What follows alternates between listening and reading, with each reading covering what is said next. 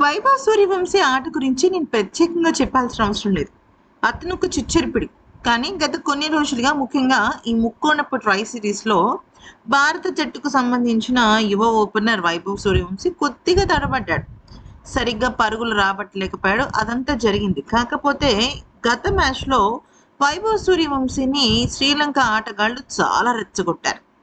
ఆ రెచ్చగొట్టిన విధానం తనకి నచ్చలేదో, మనసులో పెట్టుకున్నాడో ఏమో తెలీదు కానీ, మొత్తానికైతే మాత్రం రచ్చ రంబోలా చేసేసాడు. ఏకంగా తను 29 బంతుల్లోనే ఏకంగా 94 పరుగులు చేశాడు. త్రుటిలో సెంచరీని మిస్ చేసుకున్నాడు. అయితే ఈ మ్యాచ్ అనంతరం గనక మనం చూసినట్టయితే, వైభవ్ మాట్లాడిన మాటలు అతని ప్రతీకారం ఇన్నింగ్స్ గురించి ఒక స్పెషల్‌గా ఒక పెద్ద మాటలే చెప్పాడు. ఒక స్పీచే ఇచ్చాడనమాట. అసలు ఇంతకీ తను ఏమన్నాడు? తన సిక్సర్ల ప్రతీకారం వెనకాల విషయం ఏంటి అనేది కనుక చూస్తే, చాలా దారుణంగా స్లెడ్జింగ్‌కి దిగారు వైభవ్ మీద.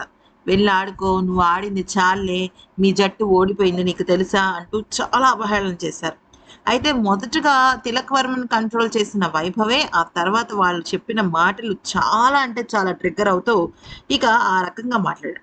ప్లేయర్ ఆఫ్ ది మ్యాచ్ అవార్డుని అందుకున్న వైభవ్ ఫైనల్ మ్యాచ్‌లో ఏమన్నాడంటే, "గత మ్యాచ్‌లో సూపర్ ఓవర్ ఓటమి నన్ను చాలా బాధించింది. నా జట్టును కూడా ఎంతో ముందుకు తీసుకువెళ్లాలనుకున్న నాకు ఎదురు దెబ్బ తగిలింది. మైదానంలో జరిగిన కొన్ని సంఘటనలు ముఖ్యంగా నన్ను బాగా స్లెడ్జింగ్ చేశారు. అది నాకు మైండ్‌లోనే ఉండిపోయింది. ఈరోజు ఫైనల్‌కి వచ్చేటప్పుడు ఒకటే అనుకున్నాను. నా ఆటతోనే వారికి సమాధానం చెప్పాలి. క్రీజ్‌లోకి వెళ్ళాక బాల్ మాత్రమే చూశాను.